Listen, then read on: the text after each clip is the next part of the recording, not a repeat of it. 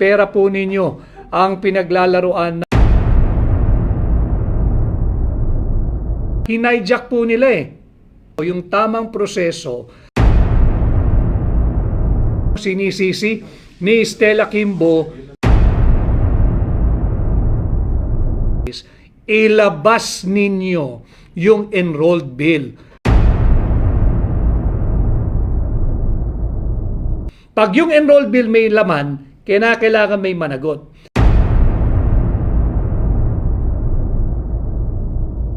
Ng mga tiwaling tao diyan sa gobyerno under the Marcos administration. And as our title is as suggested by our title, ang totoong usapin, babalik ko po kayo sa sentro, ang totoong usapin ay ang maanomalya, immoral, unlawful, invalid at unconstitutional 2025 budget. Papaalalahanan ko po kayong lahat, yung impeachment na isinampa laban kay Vice President Inday Sara Duterte is nothing but a diversionary tactic. Diversion lamang po ito para malihis sa higit na malaki, maanomalya at unconstitutional at criminal na 2025 budget. Kaya wag po tayong mawawala doon sa tunay na usapin na dapat panagutin natin sa ngalan ng transparency and accountability ng gobyerno ni Bongbong Marcos. Singilin natin sila. Bakit kayo nagpasa ng isang maanumalyang 2025 budget base sa isang blankong bicameral conference committee report na inyong rinatipikihan, inaprubahan, pinirmahan at ifinail sa House of Representatives Bills and Index Service? At patuloy po tayong humihingi ng transparency and accountability. Just yesterday afternoon, hindi lamang po tayo nakapag-live, pagpaumanhin po ninyo sapagkat napakarami nating hinaharap kahapon, pati sa ating mga kampanyang gagawin sa nalalapit na pagbubukas ng national campaign. But just to give you an update, at mahalaga na na-update ko po kayo sa usapin ng budget na i-file natin, yung questioning the constitutionality of the 2025 budget. Kagaya po nung sinabi ko sa inyo, ating pananagutin kung kaninong makating kamay yung nagpuno ng mga patlang, ng mga blanco diyan sa Bicameral Conference Committee report. Hanggang ngayon, palaisipan, babae ba yung may makating kamay na yan? Lalaki ba yung may makating kamay na yan? Grupo ba sila? Marami ba sila?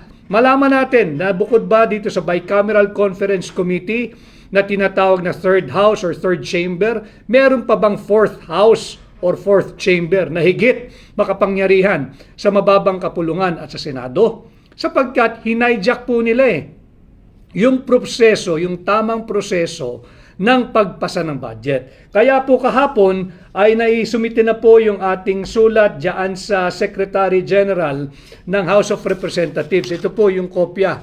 May tatak po ito. At ang tema po ng ating sulat na inihain sa Secretary General ng House of Representatives, hinihingi po natin yung komposisyon o yung pangalan kung sinong bumubuo nung sinisisi nilang technical working group o technical staff ng mga House of Representatives Committee on Appropriation. Bakit po ito mahalaga? Sapagkat matatandaan ninyo, sinisisi ni Stella Kimbo na ito po ay pinuno, yung blanco ay pinuno nung mga technical working group, yung mga miyembro o pinuno nung technical working staff, yung mga kaawa-awang empleyado na alam ko yung empleyado ng House of Representatives, kayo po yung matitino, mararangal, honest, yung miyembro ng technical working group. Subalit kinakailangan ko lang hingin ito bilang proseso sa aming pagbubuo ng kasong kriminal. Laban diyan sa kung sino man yung mga nakialam dito sa ating budget sapagkat hindi po katanggap-tanggap na 6.325 trillion pesos na pera nating mga Pilipino ay pinaglalaroan lamang ng iilang elitista at korap na politiko. At bukod po dyan, sumulat din po tayo. Yung sa House po ay natanggap ito kahapon ng 11 o'clock ng umaga. At yung doon naman po sa Senate Secretary, kay Senate Secretary Renato Bantug Jr., sumulat din po tayo na humihingi din po ng mga pangalan, ito po yan, ng mga miyembro ng Technical Working Group ng Senado at hinihingi nga po natin ito para naman makita rin natin sino ba yung bumubuo ng technical working group ng Committee on Finance ng Senado. Dahil nga sinisisi nga nila yan eh. Natatandaan nyo yung isang senador na naguhugas kamay, hindi raw po niya nabasa at hinayaan na lamang niya yung mga staff niya magpuno ng mga blanco. Kaya nga sabi natin, i-demote mo yung sarili mo, i-promote mo yung staff mo. Ikaw ang maging staff, sila ang maging senador. Total, hindi mo ginagawa yung sagradong mandato ng iyong tanggapan bilang senador na pahalagahan, bantayan at susuriing mabuti yung pera at kaban nating mga Pilipino. Ganon din ang ating mga abogado ay nag-file po ng motion kahapon at kanina diyan po sa Korte Suprema. Hinihingi po ng ating mga abogado na makapag-issue ng subpoena duces tecum. Ano po ibig sabihin nun? Humihiling po yung ating mga abogado sa Korte Suprema na utusan ang Senado at ang Kongreso, lalo na ang Kongreso, yung mababang kapulungan, yung House of Representatives Bills and Index Service, ilabas ninyo yung enrolled bill. Sapagkat kausap ko lamang ho kanina si Congressman Sid Ungab, yung aking kapwa petitioner, at maisog na kinatawa ng 3rd District ng Davao, si Congressman Sid Ungab. Hanggang sa ngayon ay wala pong maipakitang enrolled bill ang mababang kapulungan. Humiling na po tayo sa Korte Suprema mag-issue ng subpoena para ilabas yung original copy ng enrolled bill. Ito po yung ating motion. I-final din ito kahapon. So tuloy-tuloy po yung ating kaso, hindi po natin pinababayaan ito at ating patuloy na pinasisinungalingan yung sinasabing itong usapin sa budget ay political lamang. Hindi po. Criminal po ang pinag-uusapan natin.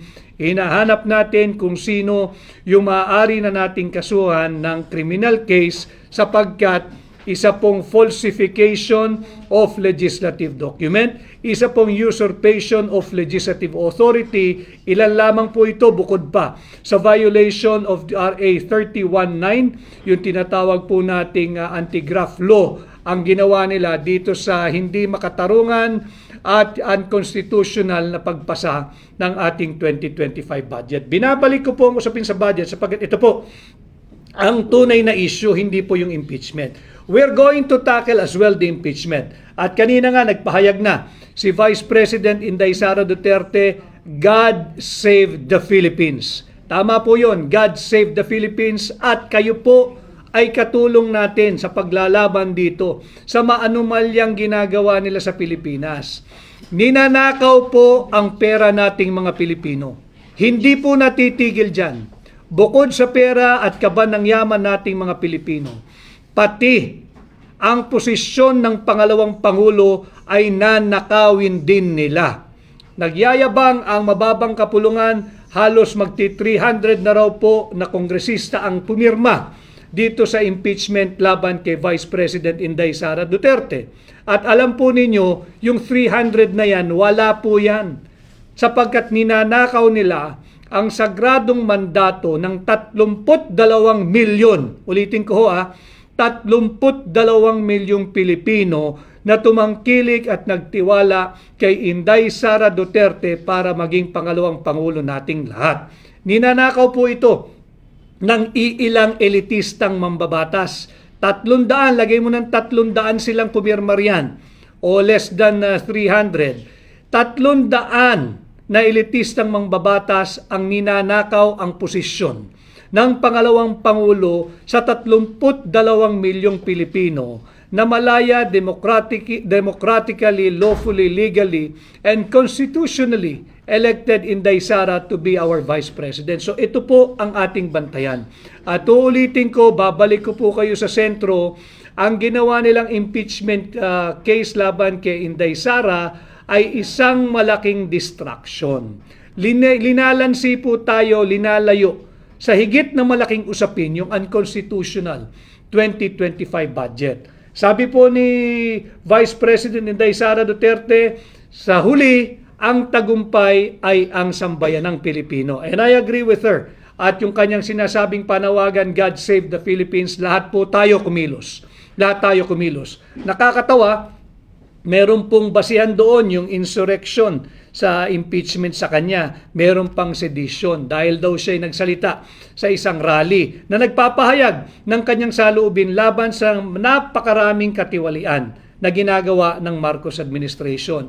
Wala pong insurrection doon. Ang insurrection po ay may mga armadong tao na sa kalsada na nananawagang pabagsakin ang gobyerno. Meron na ho ba kayong nakitang may armas na nagrarally diyan sa kalsada na nananawagan na pabagsakin ang gobyerno?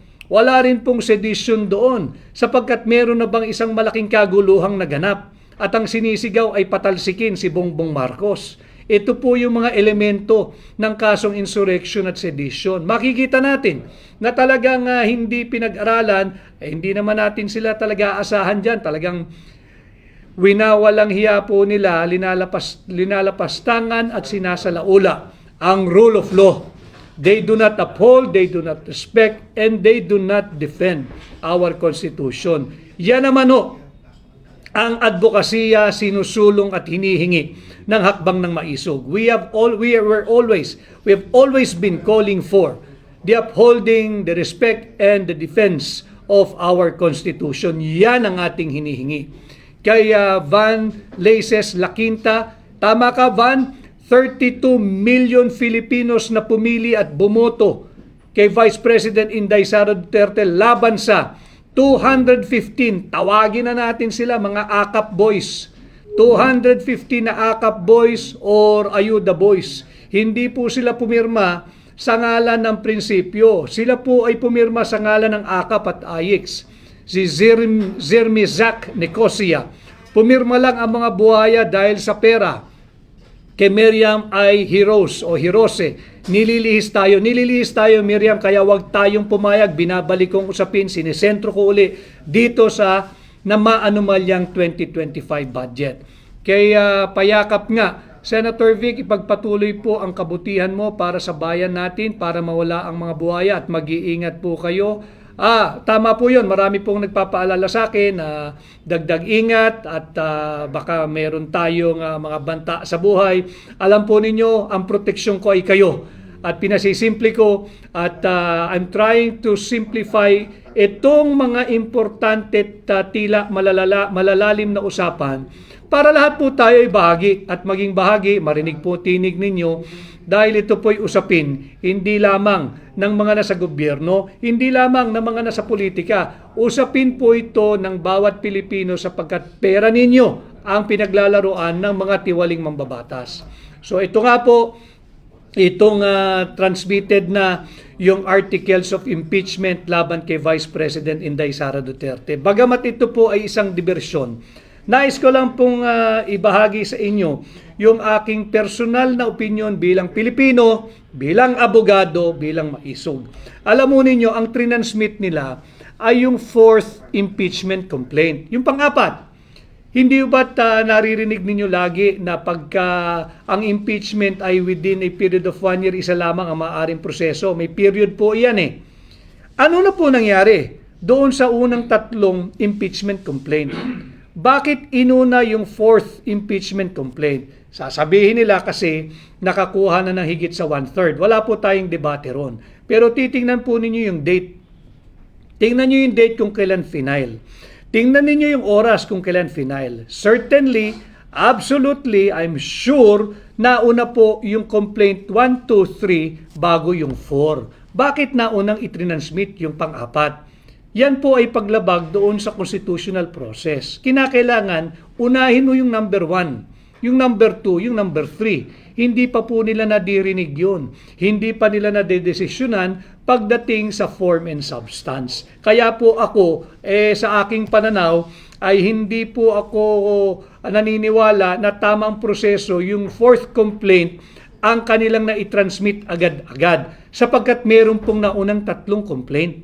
Kinakailangan muna kanilang tapusin at bigyan ng tamang disposisyon yung complaint 1, 2, and 3 bago ninyo talakayin yung fourth. But be that as it may, na i-transmit na nga po ito sa Senado. Ang akin lamang, tinatama lang natin yung proseso. Ako'y naniniwala na hindi tamang nauna yung fourth complaint. Fourth nga pang-apat nga Anong nangyari sa complaint 1, 2, and 3? Malinaw sa ating saligang batas. Sa loob ng period of 1 year, isang impeachment complaint lamang ang tatalakayin. Meron pa hong 1, 2, 3 bago yung 4 Bakit yung 4 ang inuna? Tinalunan yung 1, 2, and 3. Nauna po sila pagdating sa oras, pagdating sa petsa.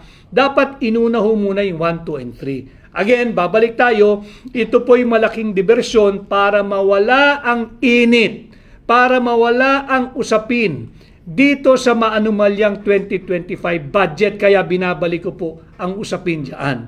Kaya Van, sir, ano pong update sa SC about the 2025 budget? Kagaya po nung nasabi ko kanina, naglabas na po ng kautusan ang Korte Suprema.